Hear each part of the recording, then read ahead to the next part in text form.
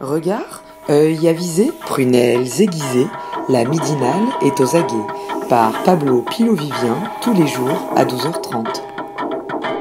Bonjour Maxime Boyer. Bonjour. Alors vous êtes président de l'association Genepi et si vous êtes notre invité aujourd'hui, c'est parce que la direction de l'administration pénitentiaire a décidé de ne pas renouveler la convention qui lie l'association Genepi, qui la lie à l'association Genepi. Donc l'association ne recevra plus les subventions qui lui étaient attribuées jusqu'ici. Avant de débattre de ça, peut-être qu'on peut revenir sur qui sont les bénévoles de Genepi et quelles sont leurs missions au sein des établissements pénitentiaires. Bien sûr. Alors nous, on est environ 900 bénévoles, pour la plupart étudiants, souvent en droit et en psycho, mais également dans d'autres filières. Moi, je suis en sciences, par exemple. Et donc, ces bénévoles essaient d'intervenir auprès de personnes détenues sous forme d'activités donc sportives, socioculturelles ou à thématique scolaire. Donc, ces activités peuvent être très, très différentes. Ça peut être de l'accompagnement en études supérieures parce que rien n'est mis en place par l'administration pénitentiaire sur tout ce qui est études supérieures, donc par exemple l'accompagnement en droit ou en italien. Ça peut être débat sur l'actualité, atelier revue de presse, voilà, enfin beaucoup d'activités différentes qui sont mises en place auprès donc, de 2000 personnes détenues environ par an. Dans 52 établissements pénitentiaires, en tout cas en ce qui concerne l'année 2017-2018. Alors du coup, dans les journaux, on a vu que pour justifier le non-renouvellement de cette convention, l'administration a parlé justement d'une réduction de ces... que le Genepi avait réduit considérablement les activités qu'elle faisait normalement auprès des prisonniers. Oui. En fait, ça fait plusieurs années qu'en effet, le nombre d'heures d'activité du Genepi baisse. Si je devais donner une date, un élément qu'on peut considérer comme un élément déclencheur, c'est les attentats en 2015, suite auxquels en fait, on a rencontré beaucoup de difficultés pour rentrer et dans les prisons et mettre en place des activités. Et depuis, en fait, chaque année, des établissements pénitentiaires refusent catégoriquement qu'on entre dans leur prison et qu'on mette en place des activités. Il y a des établissements qui ne nous répondent pas, des établissements avec qui tout se passe bien, les projets sont mis en place et le jour même, les bénévoles se pointent et les personnels ne sont pas informés de la présence des bénévoles et voient leur activité annulée. Donc, pour donner un exemple, par exemple, depuis septembre 2017, 25 établissements donc, se sont trouvés parmi ces cas-là, donc refus qu'on intervienne, non-réponse, ou d'ailleurs réponse trop longue pour qu'on puisse intervenir lors de l'année en cours. Donc voilà, en fait, nous on affirme que cette baisse d'heures découle d'une responsabilité partagée. Oui, nous, des fois, politiquement, on décide d'arrêter d'intervenir dans des établissements, mais c'est parce qu'on estime que les conditions que l'administration pénitentiaire nous impose parfois ne permettent pas en place l'échange et un espace,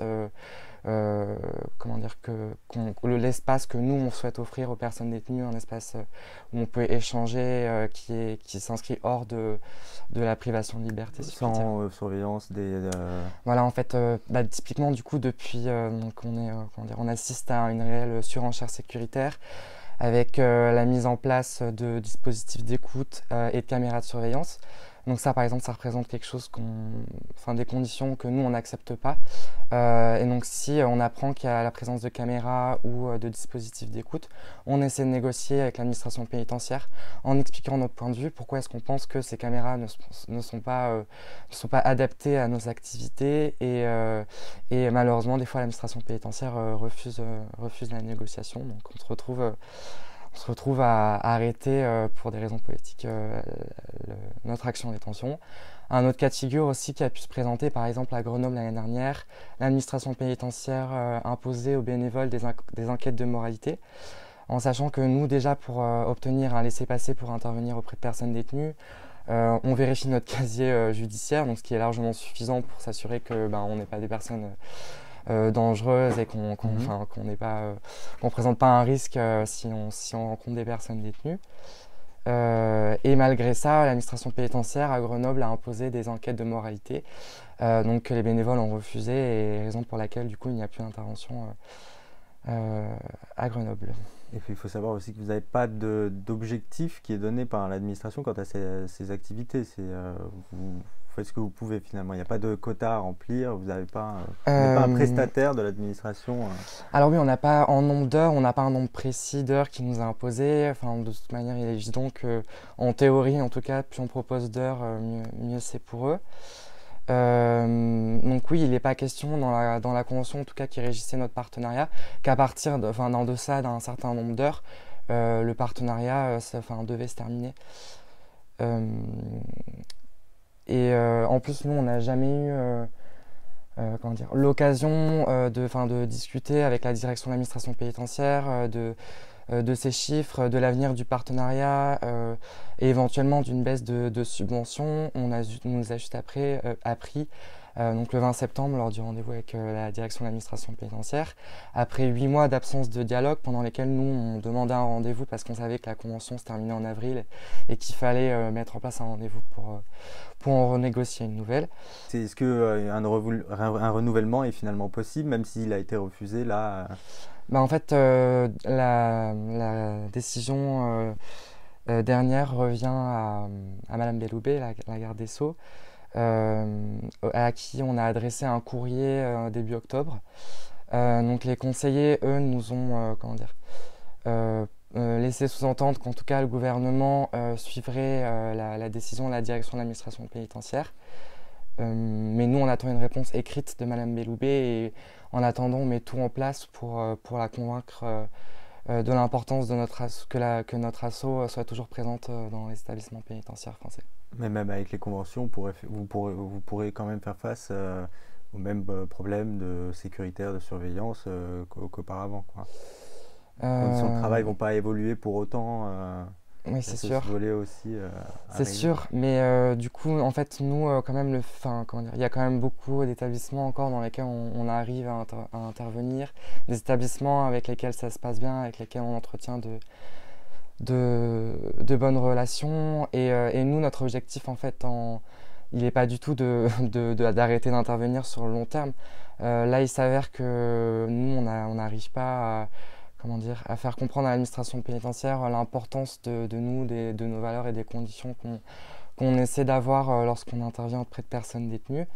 Et on espère que du coup, si on rétablit la convention, on va enfin pouvoir en parler et établir un vrai dialogue avec l'administration pénitentiaire pour convaincre le plus de monde possible de nous laisser rentrer dans les prisons et animer des ateliers auprès de personnes détenues. Parce que du coup, sans la convention, il vous est impossible de rentrer dans les prisons ou d'exercer dans la théorie, non. Mais ce qui est important déjà de dire, c'est que nous, on serait la seule asso avec un statut bâtard, entre guillemets, dans le sens où toutes les autres assos nationales qui interviennent auprès de personnes détenues bénéficient d'une convention avec la direction de l'administration pénitentiaire. Et du coup, la question, c'est pourquoi pas nous ?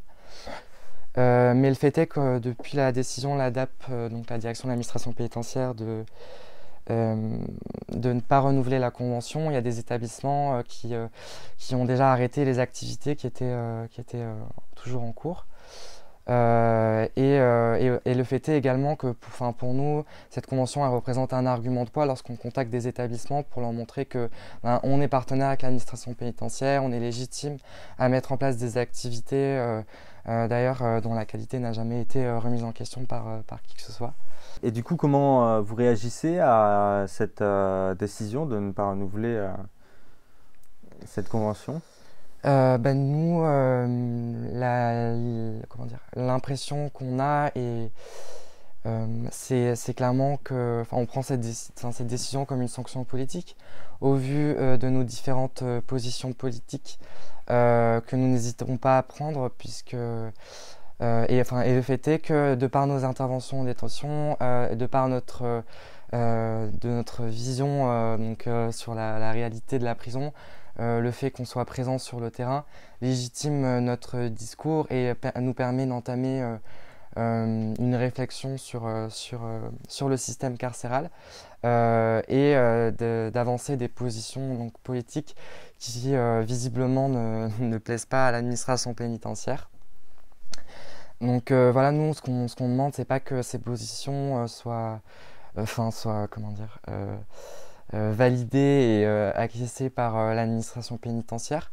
En fait, ce qu'on demande, c'est juste que les principes, le principe du partenariat qui est là depuis le début, qui est que nous, on est indépendants strictement de l'administration pénitentiaire, qu'on a notre liberté d'expression, qu'on a notre droit de témoignage, donc on se réserve le droit, si on nous fait part de choses qui se passent dans les prisons en termes de conditions indignes de détention par exemple, on se réserve le droit d'en faire part au public. Ça, c'est des choses qui sont inscrites dans la convention qui régissait le partenariat avec l'administration pénitentiaire. Et nous, c'est quelque chose qu'on a envie de poursuivre. On le perçoit un peu comme si on essayait de régler le problème, donc qui est l'état des prisons en France. Enfin, on le répète, 37 prisons condamnées par la justice française et ou européenne. Donc ce qui montre un peu l'état des prisons en France. Dans ce contexte-là, il est important qu'un acteur qui en plus permet à l'administration pénitentiaire de fournir des activités que l'administration pénitentiaire est légalement tenue de faire, mais qu'elle n'est pas en mesure d'assurer. Donc nous, on essaie d'aider l'administration pénitancière dans ces missions-là. Et certes, à côté, politiquement, on a des positions, mais on a notre liberté associative et on ne comprend pas que ça prenne autant d'importance dans la relation avec l'administration pénitentiaire. Et pour nous, ce qui compte, c'est notre action en détention et il faut qu'elle perdure car elle est importante. Très bien, merci Maxime Boyer. De rien. Merci.